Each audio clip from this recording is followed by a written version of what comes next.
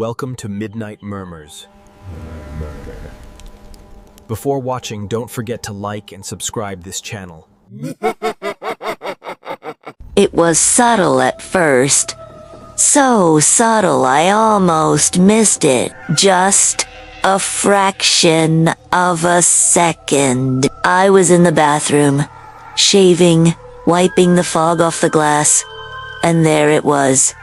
My reflection lagging. My hand had already finished wiping, but the hand in the mirror, my hand, seemed to hesitate for just a breath before copying the motion. I shook my head, blamed it on being tired. You know how it is, long day, bad wiring in the old bathroom light. I just stepped away, dismissing it as a trick of the light, an optical illusion. Nothing to worry about. But the next morning, it was worse. The delay was no longer a fraction of a second. It was noticeable. I reached for my toothbrush, and my reflected hand only started to move after my fingers had already gripped the handle firmly. A cold knot started to form in my stomach. This wasn't just fatigue.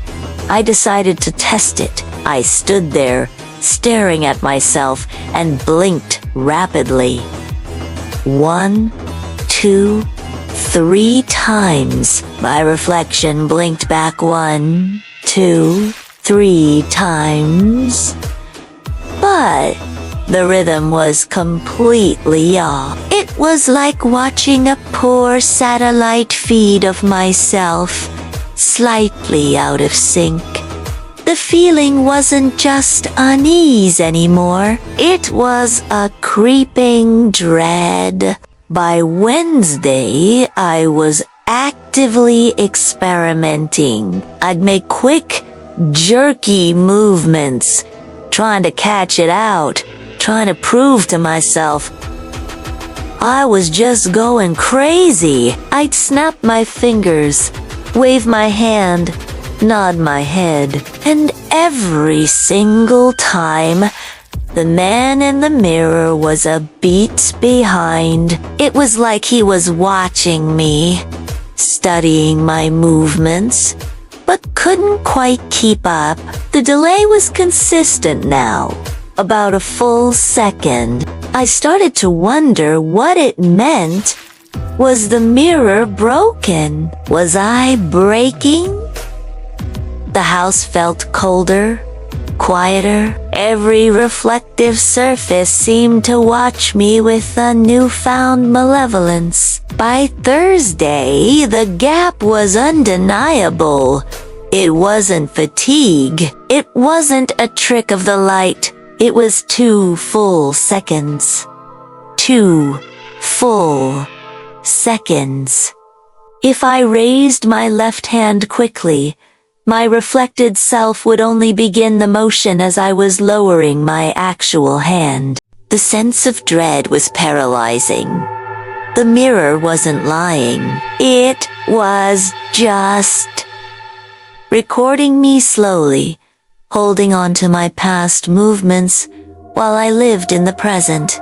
I started avoiding glass. I threw a towel over the bathroom mirror. I'd walk past the big hallway mirror with my eyes glued to the floor, my heart pounding a frantic rhythm against my ribs. I couldn't bear to see that delayed version of myself, a ghost of my own past actions playing out right in front of me. I felt like I was being haunted by my own image. But Friday night was different. The compulsion to look became overwhelming. The not knowing was somehow worse than the knowing. I had to know if it was still there, if the gap had widened even further. My feet carried me, almost against my will, to the full-length mirror in the dining room. The house was dead silent except for the frantic hammering of my heart. I approached it slowly, cautiously, like it was a wild animal. I stood absolutely still, forcing myself to hold my breath, paralyzed by a fear so intense it felt physical. I stared at my reflected image. It was perfectly still, a perfect copy of my terrified posture. For a moment, a wave of relief washed over me. Maybe it was over. Maybe it was all in my head. Then it blinked. Once, slowly. My eyes were wide open, locked in a stare of pure terror. But the reflection, it blinked. Without any input from me, its eyes, which were my eyes, darted quickly to the left, scanning the hallway behind me. I couldn't move. I couldn't scream. My throat was clamped shut. It saw something I didn't see. Or perhaps it was simply moving on its own for the very first time.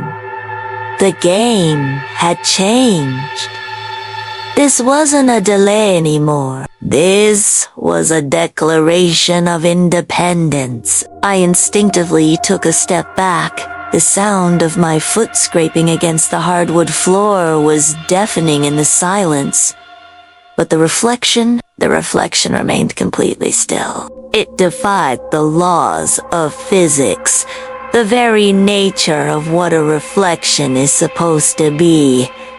It hadn't mirrored my step. It hadn't moved at all. It was free. The last shred of logic I was clinging to simply evaporated. I was staring at something impossible. Something that shouldn't exist. It just stood there, watching me. Its expression unreadable but utterly alien. I felt a strange, horrifying sense of displacement, as if my own body was becoming a hollow shell, a puppet whose strings were being cut. My reflection, the thing in the mirror, tilted its head. An impossible, unnatural motion, while my physical body remained rigid, frozen in terror. The mirrored version of me then took a deep, deliberate breath, a motion I had not made. I could see its chest rise and fall. It looked me, the real me, directly in the eyes. And that's when I saw it. The thing looking back at me wasn't just a copy anymore. It was its own entity.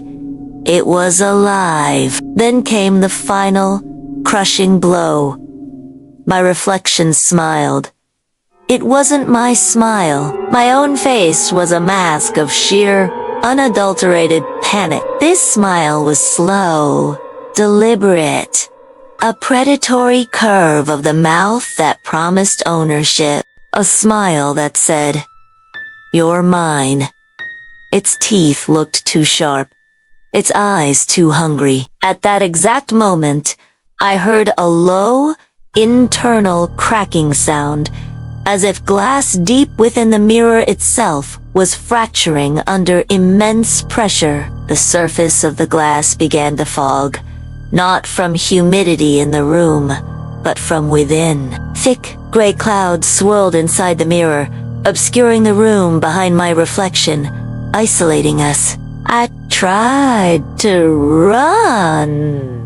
I screamed at my legs to move, to get me out of there, but they wouldn't obey. They felt heavy, like they were filled with lead. They belonged to the mirror now. The cold reality washed over me.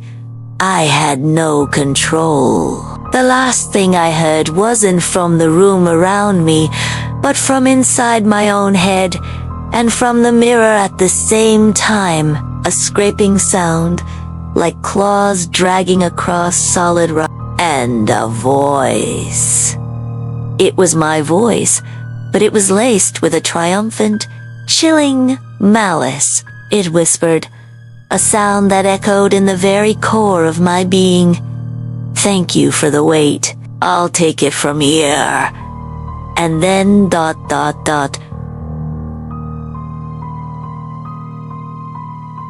Everything went off. Or maybe I just opened my new eyes. Thank you so much for watching. If you enjoyed this story, please don't forget to hit that like button, subscribe for more content like this, and ring the bell so you never miss an update. Let me know in the comments what you thought of this tale. Stay safe and see you in the next video.